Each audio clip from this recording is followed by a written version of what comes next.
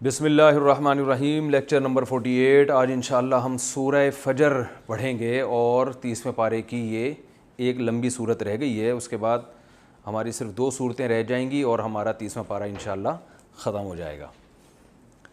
30ویں پارہ زیادہ تر قرآن مجید میں پڑھا جاتا ہے، تو انشاءاللہ آپ کو یہ صورتیں اگر آپ نے اچھی طرح سے یہ لیکچر سنے ہوں گے تو اللہ کی رحمت سے پوری امید ہے نماز آپ کو انشاءاللہ سمجھ میں آنا شروع ہو جائے گی۔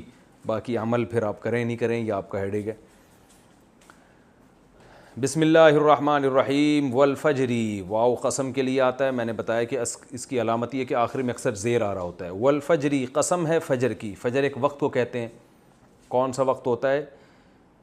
صبح صادق، یعنی سورج کے جب سورج مشرق کی طرف جاتا ہے نا تو 360 ڈگری ہے نا ایسے، تو ایسے گھومتا گھومتا گھومتا گھومتا ایک وقت آتا ہے کہ یہ جو لائن یوں بنتی ہے مشرق کی طرف، اس میں 90 ڈگری پر ہوتا ہے، ٹھیک ہے نا؟ زمین کے مرکز سے ہم یوں لائن کھینچیں تو یہ 90 ڈگری ہوگا۔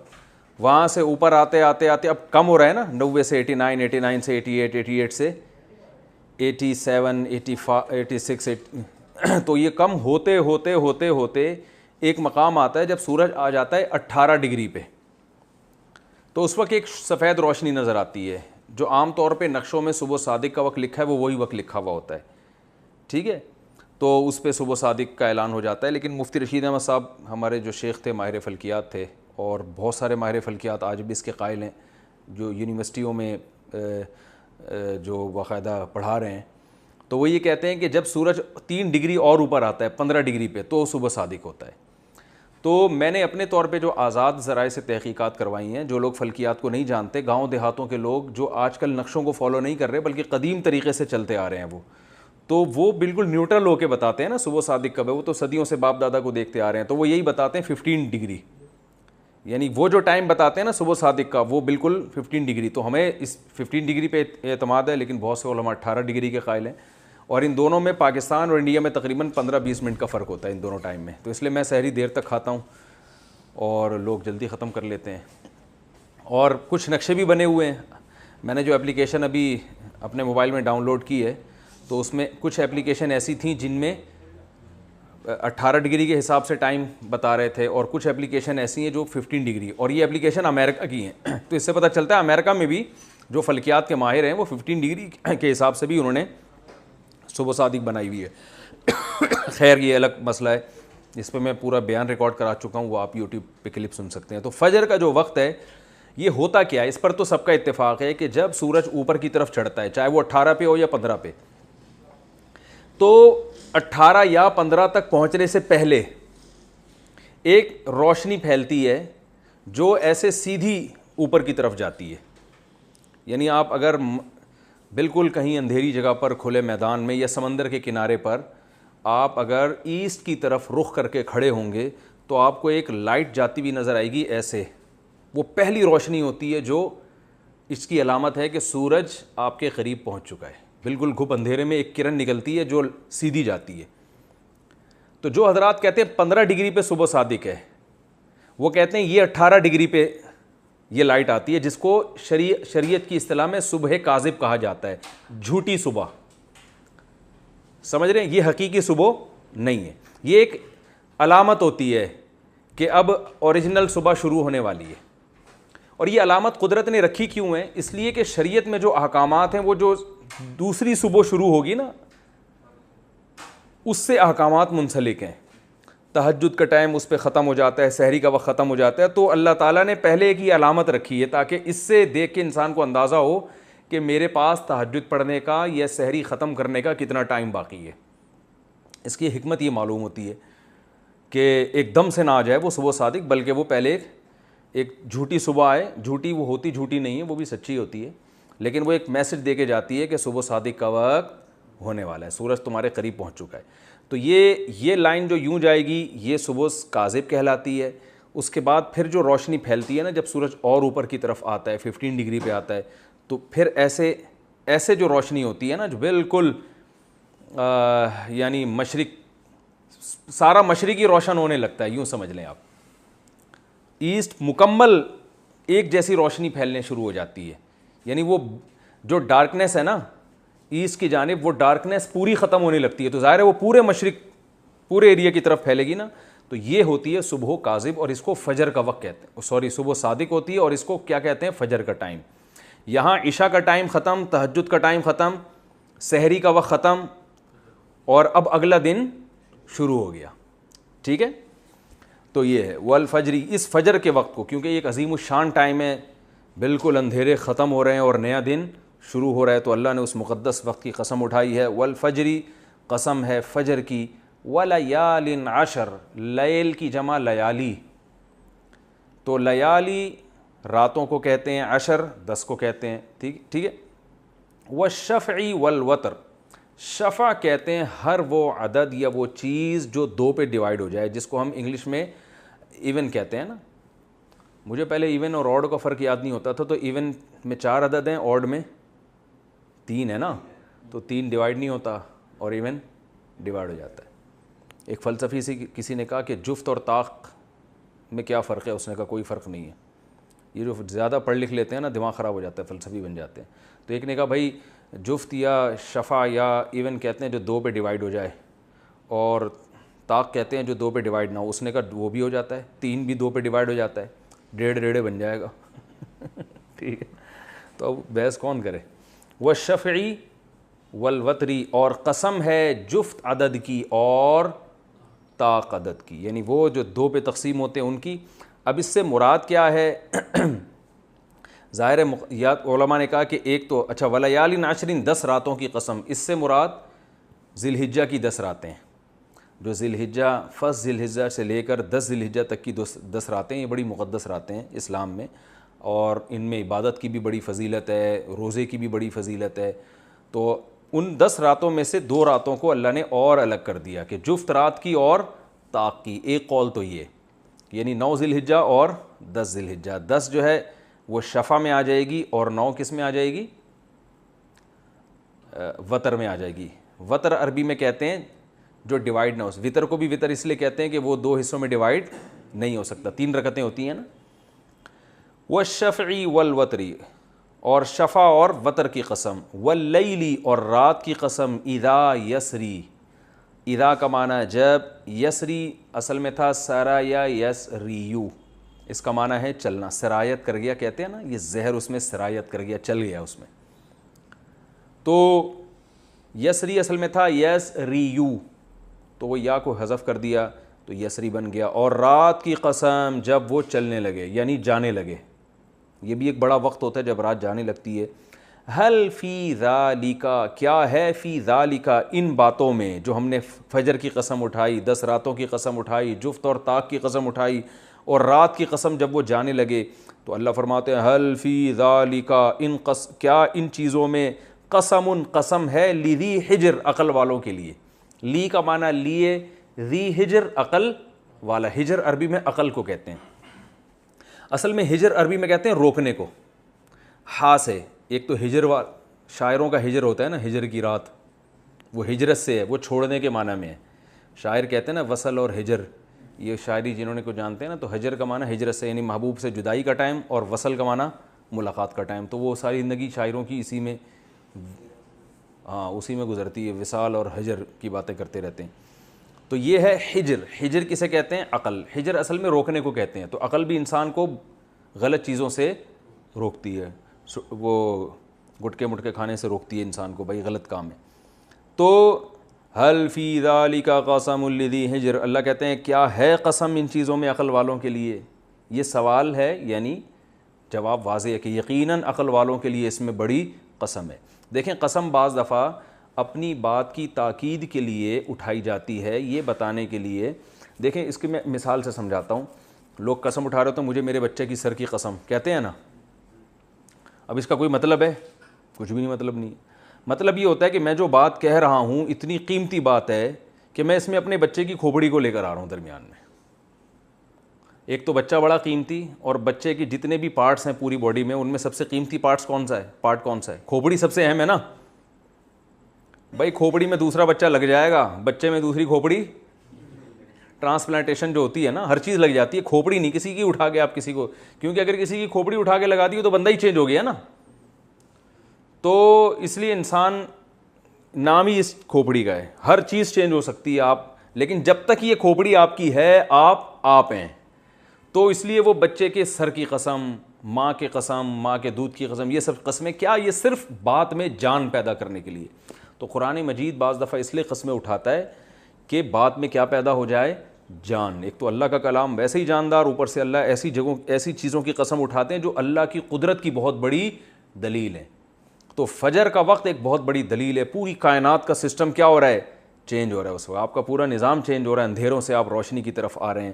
رات جب جانے لگتی ہے، پھر اللہ نے ایسی مقدس چیزوں کی قسم اٹھائی جس میں عظمت جس مادی اعتبار سے ہے اور روحانی اعتبار سے. مادی اعتبار سے جو عظمت کے ٹائم ہے یہ فجر اور رات جب جانے لگے، ٹھیک ہے نا، یہ یعنی ایک سائنسی لحاظ سے عظیم وقت ہے کائنات کے لیے کہ پوری چینج ہو رہی. اور روحانی اعتبار سے یہ جو 10 راتیں ہیں یہ مقدس ہیں کہ اس میں وقت عمل کی فضیلت کئی گنا بڑھ جاتی ہے. انہی میں ابراہیم علیہ السلام کو خواب آیا کہ وہ بچے کو ذبح کر رہے ہیں. انہی میں ابراہیم علیہ السلام نے بچے کو پھر 10 وہ لے کر گئے بچے کو ذبح کرنے کے لیے. تو اس لحاظ سے یہ تو اللہ فرماتے کیا ہے اس میں قسم عقل والوں کے لیے، یعنی اس کا جواب ہے کہ واقعی یہ بڑی مقدس چیزیں ہیں. تو یہ کن باتوں پر قسمیں اللہ نے اٹھائیں آگے اس کا جواب نہیں ہے. بھائی قسم جب اٹھائی جاتی ہے، میں اللہ کی قسم اٹھا کے کہتا ہوں، اور میں وقار بھائی کی قسم اٹھاتا ہوں، میں انس بھائی کی قسم. اچھا انسان کے لیے مخلوق کی قسم اٹھانا جائز نہیں ہے، یہ اللہ کے لیے تو جائز ہے، انسان کے لیے حدیث میں منع ہے. ہم نہیں اٹھا سکتے بچے کے سر کی قسم، اور ہمیں صرف اللہ کی قسم اٹھا سکتے ہیں. تو لیکن اگر قسم اٹھائے انسان تو آگے قسم کا جواب بھی ہوتا ہے نا. مثال کے طور پر آپ کہتے ہیں میں وقار بھائی کی قسم اٹھاتا ہوں. وقار بھائی کو تو میں اٹھا نہیں سکتا، ماشاءاللہ بہت لمبے ہیں، لیکن ان کی قسم تو یہ ہمارے وقار بھائی ہیں جو لوگ ویڈیو میں دیکھ رہے ہیں، بڑے لمبے ترنگے ہیں ماشاءاللہ، تو ان کو کوئی نہیں اٹھا سکتا. ان کی قسم اٹھائی جا سکتی ہے. تو میں کہہ رہا ہوں میں وقار بھائی کی قسم اٹھاتا ہوں، اور وقار بھائی کی قسم اٹھانے میں عقل والوں کے لیے عبرت ہے کہ یہ واقعی وقار بھائی اس قابل ہیں کہ ان کی قسم اٹھائی جائے. آگے میں کچھ اور بات شروع کر دوں تو آپ کہیں گے نا قسم کس بات پہ اٹھائی تھی، کیا کہنا چاہ رہے تھے، دعویٰ کیا ہے آپ کا. تو یہاں بھی قرآن نے دعویٰ نہیں کیا، بس قسمیں اٹھا کے چھوڑ دیں اور دعویٰ پر دلیل آگے بیان کر دی ہے کہ تم خود دعویٰ سمجھ جاؤ کیا ہے. وہ دعویٰ کی انداز ہے قرآن کا. اللہ نے فرمایا کیا اس بات میں قسم ہے عقل والوں کے لیے. اب اے اللہ قسم کیا ہے؟ اللہ فرماتے ہیں الم ترى کیف فعل ربک بعاد، کیا تو نے نہیں دیکھا کہ تیرے رب نے قوم عاد کے ساتھ کیا کیا. یعنی تو عاد کا واقعہ اٹھا کے دیکھ لے تو پھر تجھے میرے ذمہ یہ لازم نہیں ہے کہ اپنے دعوے کو میں واضح کروں. یہ جو پچھلی قوموں کو ہم نے تباہ و برباد کیا ہے، یہ تاریخ بتا رہی ہے کہ ایک دن حساب و کتاب کا آنے والا ہے، اور انسان کو ہم نے آزمائش کے لیے پیدا کیا ہے. یہ کائنات میں جو تغیر ہو رہا ہے نا، سورج نکل رہا ہے، غروب ہو رہا ہے، یہ صرف پیڑے کھانے کے لیے نہیں ہے. جو انسانیت کی اتنی زبردست خدمت ہو رہی ہے اور اتنی زبردست کائنات بنا دی، اندھیروں میں روشنیاں پھوٹتی ہیں، پھر اندھیرے ہوتے ہیں، پھر روشنی آتی ہیں، مقدس دن آ رہے ہیں جا رہے ہیں، صحیح ہے نا، مقدس راتیں آتی ہیں جاتی ہیں. تو یہ پورا جو ہم نے نظام بنایا ہے اس کے پیچھے کوئی مقصد ہے، اور وہ مقصد وہی ہے جو قوم عاد اور قوم سمود کو بتایا گیا، مگر انہوں نے اس مقصد کو فوکس نہیں کیا، بلکہ وہ اپنی دنیا داری میں لگے رہے. پیغمبر نے ان کو سمجھایا کہ تمہیں اللہ نے موت کے بعد زندگی دینی ہے، اعمال کا حساب و کتاب ہوگا. یہ باتیں ان کی سمجھ میں نہیں آئیں، تو اتنے طاقتور ہو کے بھی اللہ نے کیا کر دیا، ان کو تباہ و برباد کر دیا. تو مطلب یہ دنیا اصل نہیں ہے. تم جب اللہ تمہاری اتنی خدمت کے لیے اس کائنات کو لگا دیا تو تمہاری بھی کوئی ذمہ داری ہے، اور وہ ذمہ داری کیا ہے؟ اللہ کو راضی رکھنا، ایک اللہ پر ایمان لانا اور اس کی عبادت کرنا، اس کے حلال کو حلال اور حرام کو حرام سمجھنا، یہ ہے. اور اگر اس میں نہیں پڑتے تو پھر اپنی طاقت پہ مت اتراؤ، اپنی سائنسی ترقی پہ مت اتراؤ. آج سائنس کا جو ہے نا لوگوں کے دماغ پہ خمار چڑھا ہوا ہے، فرعون بن گئے ہیں لوگ. جو جتنا پڑھا لکھا ہوتا ہے اتنا خدا سے دور ہوتا ہے، حالانکہ اس نے تو کائنات کو زیادہ پڑھا ہے، اسے تو اللہ کے اور زیادہ قریب ہونا چاہیے. لیکن تکبر اترانا شروع کر دیتا ہے، ابے یہ کچھ بھی نہیں ہے. ابے وہ میں نے ایتھیس کا واقعہ سناتا ہوں نا، ایکسیلیٹر پہ پاؤں رکھو تو گاڑی چلے گی، بریک پہ پاؤں رکھو تو رکے گی، اللہ کہاں ہے؟ ایسی فضول قسم کی باتیں شروع کر دیتے ہیں. تو سب مادی چیزوں کو بنا لیا. تو اللہ فرماتے ہیں مادی ترقی قوم عاد اور قوم سمود کو بھی ہم نے دی تھی. کیسی دی تھی آگے آ رہا ہے. تو اس ترقی سے اترانے کی ضرورت نہیں ہے, 1 منٹ لگے گا, جھٹکا لگے گا, سب برباد ہو جائے گا. تو اس لیے اب آخرت کی بھی تیاری کرو اور اللہ کو بھی راضی رکھنے کی کوشش کرو. تو جواب قسم کیا ہوا؟ یقیناً قیامت آئے گی اور تمہیں حساب و کتاب دینا ہے. اس لیے اللہ فرماتے ہیں یقین نہیں آتا. الم ترا, تو کیا دیکھا نہیں ہے تم نے؟ دیکھو ہم نے دیکھا نہیں ہے کسی نے بھی, لیکن جو خبر یقینی ہوتی ہے اس کو بھی دیکھنے سے تعبیر کیا جاتا ہے. ہم کہتے ہیں یار دیکھا نہیں ورلڈ ٹریڈ سینٹر کیسے تباہ ہو گیا تھا, حالانکہ ہم میں سے تو کسی نے نہیں دیکھا. بعد میں ویڈیوز آئیں, وہ فیک بھی ہو سکتی ہیں, اوریجنل بھی ہو سکتی ہیں. تو جو چیز یقینی ہوتی ہے اس کو دیکھنے سے تعبیر کیا جاتا ہے.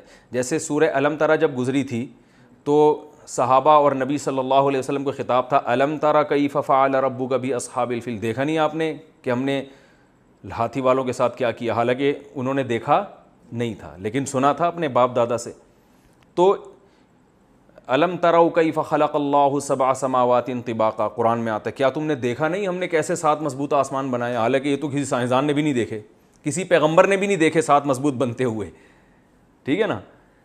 تو یہ تو جب اللہ نے 7 مضبوط آسمان بنائے تھے انسان پیدا ہوئے ہی نہیں تھے, لیکن قرآن کہہ رہا ہے الم تروا, کیا تم دیکھتے نہیں ہو, کیا تم نے دیکھا نہیں ہم نے کیسے بنائے؟ تو یہ علم, جو چیز علم میں ہوتی ہے اس کو بھی دیکھنے سے تعبیر کیا جاتا ہے. ہم بھی دن رات محاوروں میں یہ لفظ استعمال کرتے ہیں, یار دیکھا نہیں اس نے کیا کیا, یار ان کو دیکھا اس نے عدالت نے کیسا فیصلہ کیا, بھائی ہم نے تو نہیں دیکھا جب سپریم کورٹ فیصلہ کر رہی تھی.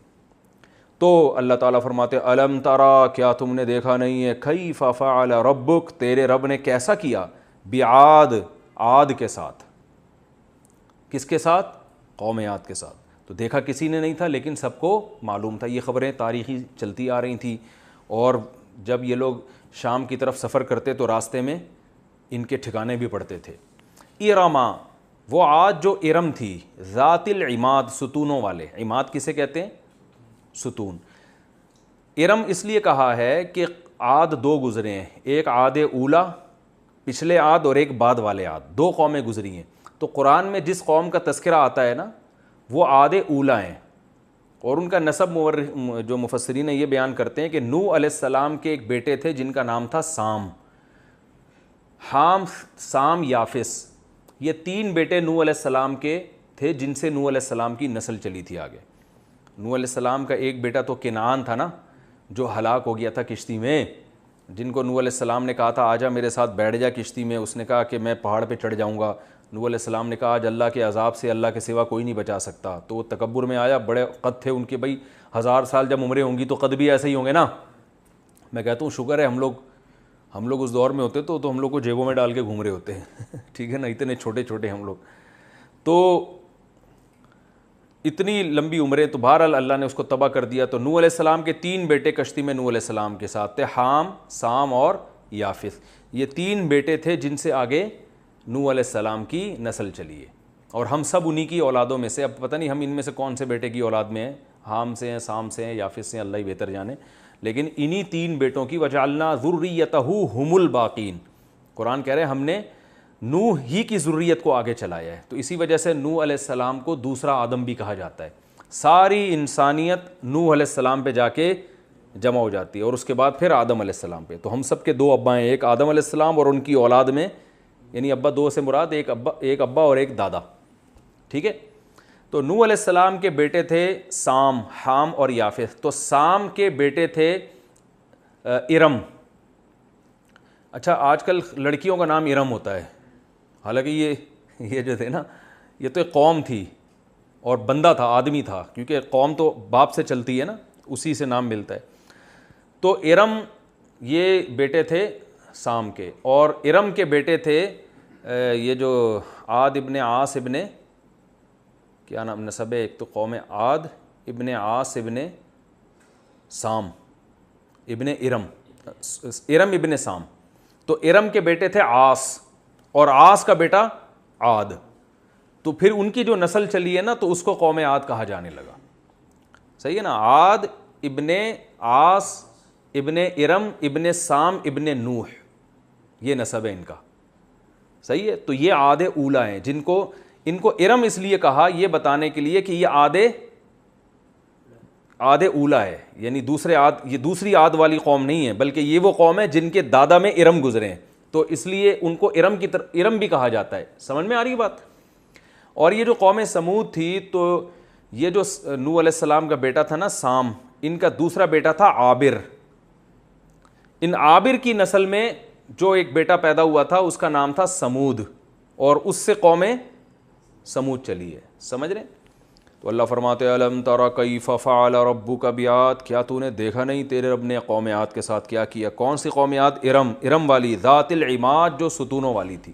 اس کے دو مفہوم بیان کیے گئے، ایک تو عمارتیں بہت بڑی بڑی بناتے تھے، وہ لمبے لمبے ستون ہوتے تھے، اور ایک یہ کہ خود ان کے قد کیسے تھے، کیونکہ قرآن میں آتا ہے کہ سورہ الحاقہ میں فَأَمَّا عَادٌ فَأُهْلِكُوا بِرِيحٍ صَرْصَرٍ عَاتِيَةٍ سَخَّرَهَا عَلَيْهِمْ 7 لَيَالٍ و8 أَيَّامٍ حُسُومًا فَتَرَى الْقَوْمَ فِيهَا صَرْعَىٰ كَأَنَّهُمْ أَعْجَازُ نَخْلٍ خَاوِيَةٍ، جیسے کھجور کے تنے پڑے ہوئے ہوتے ہیں نا، ایسے مرے پڑے تھے جب ہلاک ہوئے. تو اتنے بڑے بڑے ان کمبختوں کے قد تھے. ذات کا معنی والا، یہ کئی دفعہ میں اس کو ڈیفائن کر چکا ہوں.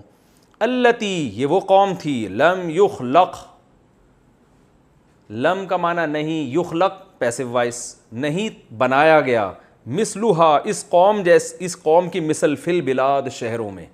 بلد عربی میں بلاد کو کہتے ہیں، بلد شہر کو کہتے ہیں، بلدیہ ہوئے نا، بلدیہ والے یہ شہر والے، تو بلاد کی اس کی جمع تھی. اللہ فرماتے ہیں یہ ایسی قوم تھی کہ ان جیسے شہروں میں پیدا کیے ہی نہیں گئے، اتنے طاقتور تھے کہ ان جیسی قومیں ہم نے پیدا کی نہیں ہیں.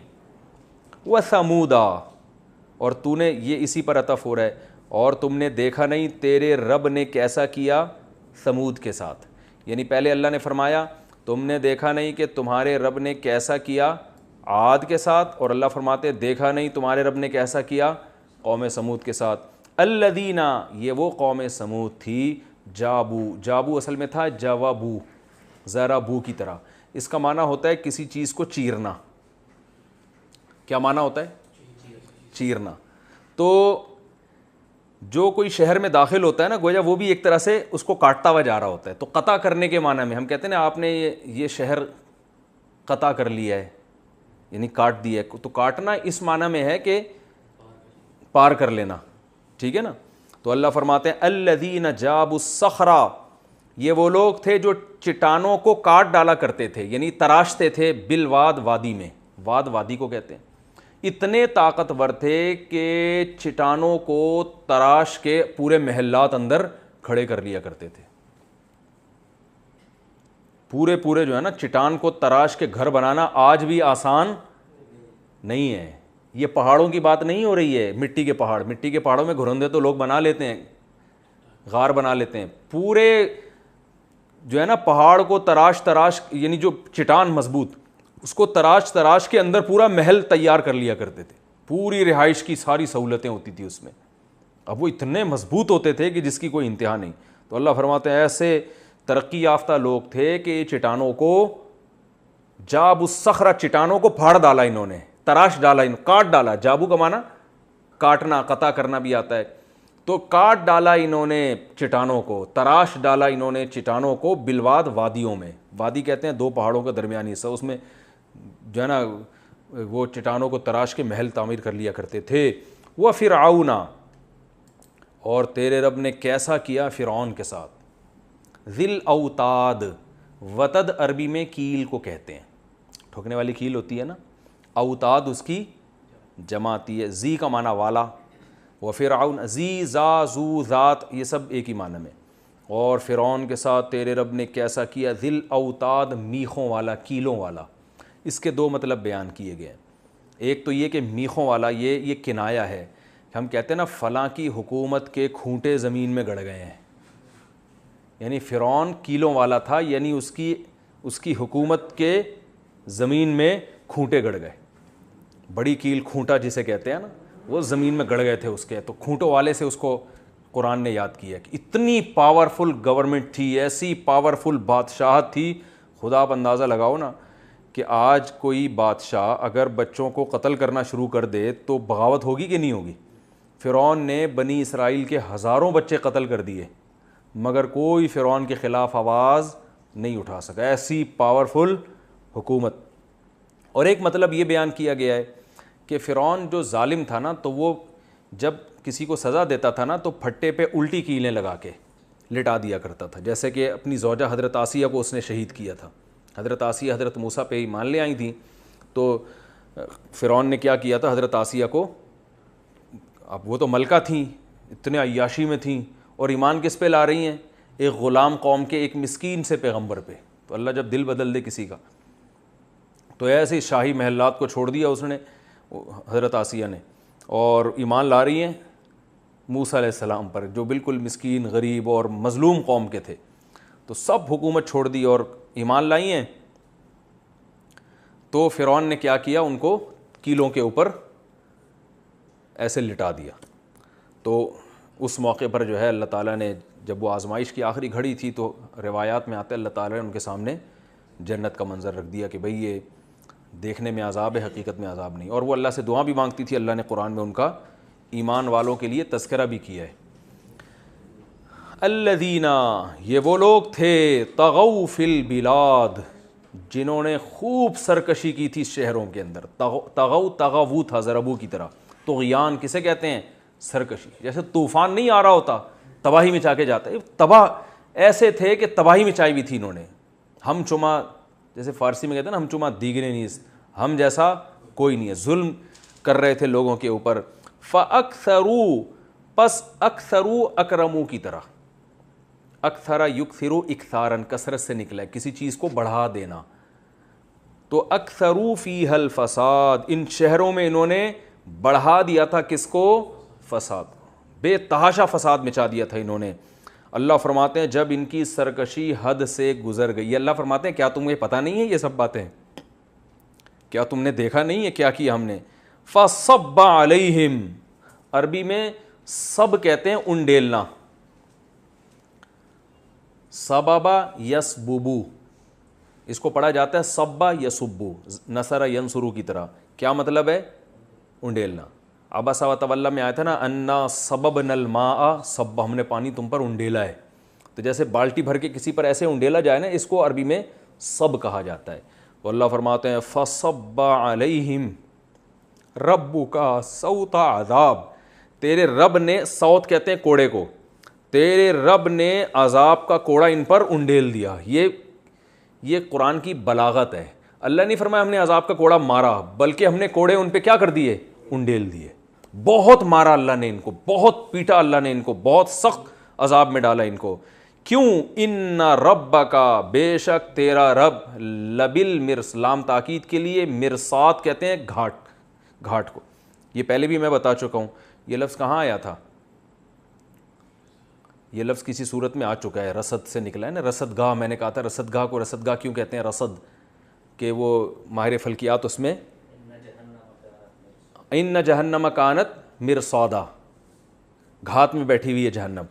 تو رصد گاہ سے میں نے بتایا تھا نا, جب ماہر فلکیات ستارے سیارے دیکھتے ہیں تو رصد گاہ کہتے ہیں اس کو. وہ ہر وقت نگہداشت کرتے رہتے ہیں کون سا ستارہ کدھر کو آ رہا ہے, کدھر سے جا رہا ہے. تو اللہ فرماتے ہیں بے شک تیرا رب, لبل, لام تاکید کے لیے, بی کا معنی ساتھ, لبالمرصاد, گھات میں ہے, گھات کے ساتھ ہے. یوں سنو, یہ با فی کے معنی میں بھی آتا ہے. کس میں ہے تیرا رب؟ گھات لگا کے بیٹھا ہوا ہے. یعنی نافرمان یہ نہ سمجھیں کہ ان کو ہم نے کھلی چھوٹ دے دی ہے, جو مرضی کرتے رہیں, ظلم کریں, جو مرضی کریں. ایسا نہیں ہے. تم پچھلی قوموں سے تمہیں اندازہ ہوگا کہ تیرا رب سب کی نگرانی کر رہا ہے. اور گھات کا لفظ اس لیے کہ گھات میں جو بیٹھا ہوتا ہے اچانک حملہ کرتا ہے, تو وہ پہلے موقع دیتا ہے سنبھلنے کا, حملہ کرتا ہے تو آپ کو نظر نہیں آتا وہ. تو اللہ فرماتے ہیں میں تمہیں نظر نہیں آ رہا, لیکن میں گھات میں بیٹھا ہوں, ایسے کوڑے برساتا ہوں جیسے میں نے قوم عاد اور قوم سمود پہ برسائے کوڑے. اللہ فرماتے ہیں فَأَمَّا الْإِنسان, میں تو یہ کر رہا ہوں, میں کس میں بیٹھا ہوں؟ گھات میں. لیکن آگے انسان کی حالت کیا ہے؟ وہ مستیوں میں گم ہے, اسے کوئی احساس نہیں ہے کہ آج کوئی اس کی نگرانی. میں آج ملیر کینٹ میں گیا تو جیسی گاڑی میرے ساتھ, جو وہاں جنہوں نے مجھے انوائٹ کیا تھا, جیسے ہی میری گاڑی کی اسپیڈ 40 سے اوپر, انہوں نے کہا ذرا اسپیڈ کم کر دیں, یہاں بہت سختی ہے, آرمی کا ایریا ہے, یہاں ٹریفک کے اصول کی بہت پابندی کی جاتی ہے. میں نے کہا اچھا بھائی, اب ہمیں تو عادت ہے گاڑی بھگانے کی, تھوڑی تھی اوپر جاتی پھر ہم نیچے لے آتے. اب بڑی تمیز سے چلا رہے ہیں نا.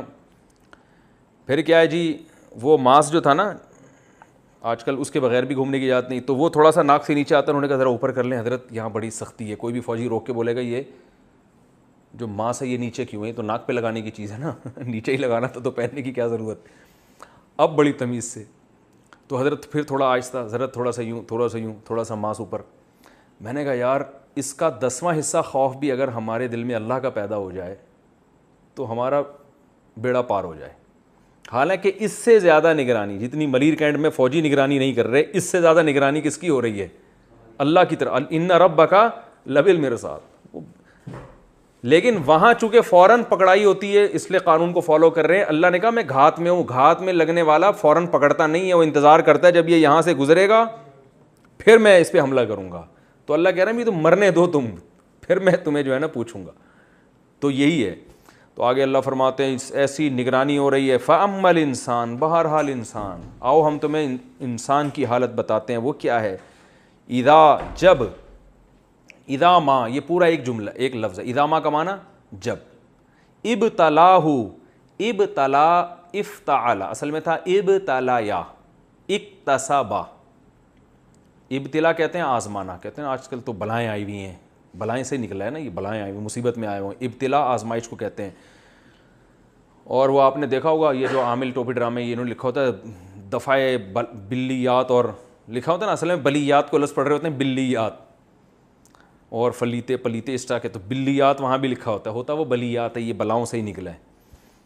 تو فَأَمَّا الْإِنسَانُ, بہرحال انسان, ہم تو گھات میں بیٹھے ہیں اور یہ کوڑے برسا رہے ہیں نافرمان قوموں پہ, لیکن انسان کی حالت کیا ہے. اذا مبتلاہ, جب آزماتا ہے اس کو, ربہ, اس کا رب, اور ایسے آزماتا ہے, فَأَكْرَمَہُ, اکرام کرتا ہے اس کا, وَنَعَّمَہُ, نَعَّمَ يُنَعِّمُ تَنْعِيمًا, سَبَّحَ يُسَبِّحُ تسبیحًا, اس کو نعمتیں دیتا ہے.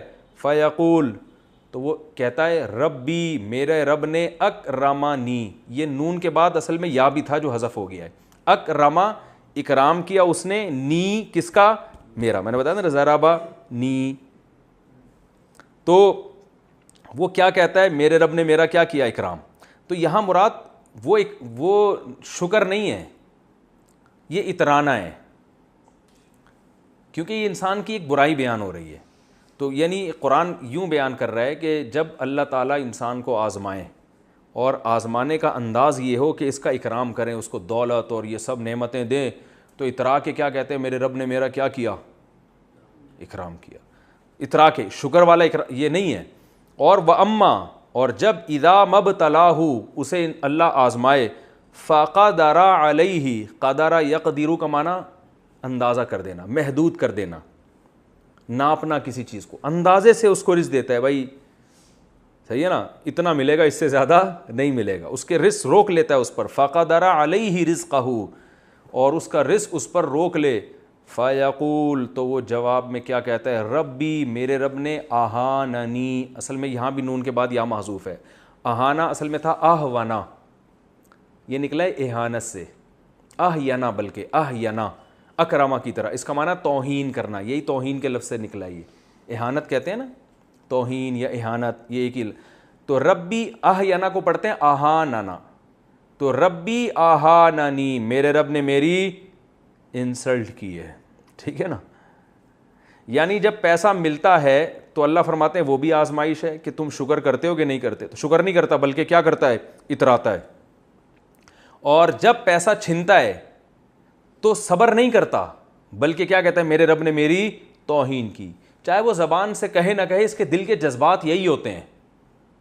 دل کے جذبات اس کے یہ ہوتے ہیں کہ وہ دولت کے وجود کو بھی آزمائش نہیں سمجھتا, اور دولت کے چھن جانے کو بھی آزمائش نہیں سمجھتا, بلکہ کامیابی اور ناکامی کا معیار دولت کا ہونا اور نہ ہونے کو سمجھتا ہے. پیسہ ہے تو اللہ بہت بہت خوش ہے بھائی مجھ سے, میرا اکرام کر رہا ہے. پیسہ نہیں ہے, یار اللہ پتہ نہیں میں ہی ملا ہوں. تو اللہ فرماتے ہیں کلا, یہ تمہارا گمان غلط ہے. نہ دولت کا وجود اس کی دلیل ہے کہ اللہ خوش ہے, نہ دولت نہ ہونا اس کی دلیل ہے کہ اللہ ناراض. یہ دنیا تو آزمائش کی جگہ ہے. اذا مبتلاہ, دولت دے کے بھی آزماؤں گا اور دولت چھین کے بھی آزماؤں گا. تو تم اسی میں لگے ہوئے ہو کہ ہے تو کامیاب, نہیں ہے تو کیا ہے, ناکام. اللہ فرماتے ہیں کلا, ہرگز تمہارا خیال صحیح نہیں ہے, بل لا تکرمون الیتیم, تمہاری اپنی حالت یہ ہے کہ جو اچھے کام کرنے چاہیے تھے عمل کو تم فوکس کر ہی نہیں رہے ہو. بات آ رہی ہے سمجھ میں؟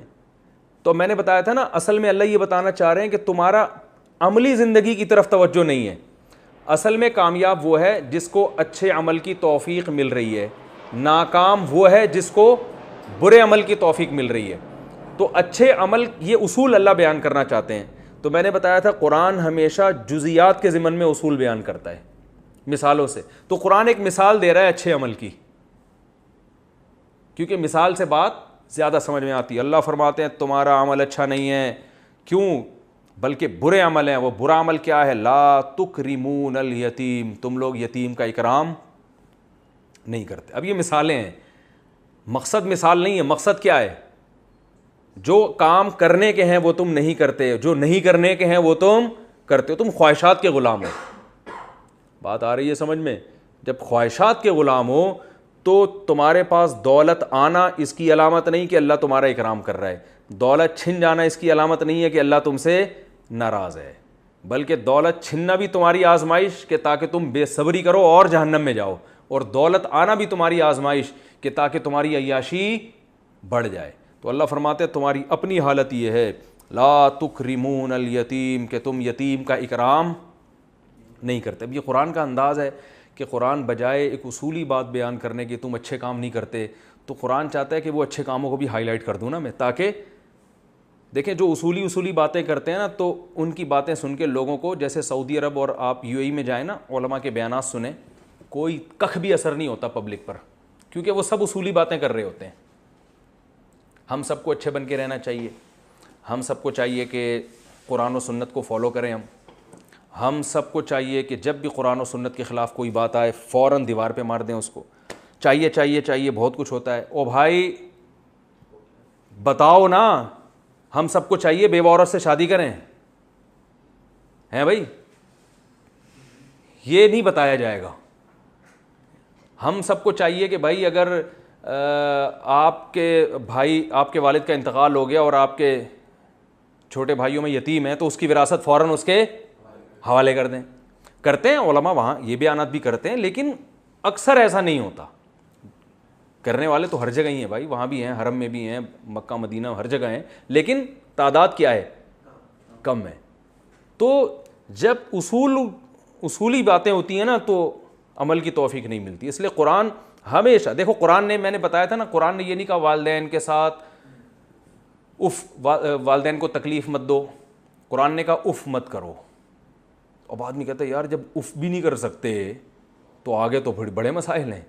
تو اگر یہ قرآن یہ نہ بیان کرتا نا اف نہ کرو, تو بات اتنے آرام سے دماغ میں نہیں بیٹھ. ہم کہتے کسی کا مال کھانا جائز نہیں ہے, بیان کرتے رہیں آپ لوگ, پھر بھی کھائیں گے. ہم کہیں جو کسٹم میں بیٹھا ہوا آدمی ہے اور یہ رشوت لے کے کنٹینر چھڑوا رہا ہے, یہ کیا کر رہا ہے, حرام, تو سارے کسٹم والوں کے سر کے بال کیا ہو جائیں گے, ایک دم کھڑے ہو جائیں گے. ویسے ہم کہ وراثت کھانا حرام ہے, حرام ہے, حرام ہے, حرام ہے, نہیں, ہم کہیں کسی کا مال ناحق کھانا حرام ہے, حرام ہے, فائدہ نہیں ہوگا. آپ کہیں بڑے بھائی کے لیے حرام ہے کہ چھوٹے بھائی کا مال کھائے اگر ابا نے چھوڑا ہے, پھر فوراً بات کیا ہوگی, جتنے بڑے بیٹھے ہوں گے نا اپنے چھوٹے بھائیوں کے وراثت. ہم اگر یوں کہیں گے بھائی پر لازم ہے کہ ابا کے کوئی انتقال کو 1 سال ہو گیا تو بہن کو پوری وراثت ہینڈ اوور کر دو, اس کی وراثت کھانا آپ کے لیے حرام ہے, جائز نہیں ہے. تو اس لیے قرآن جزیات کو فوکس کرتا ہے, لیکن مراد اس سے کیا ہوتی ہے, پورا دین.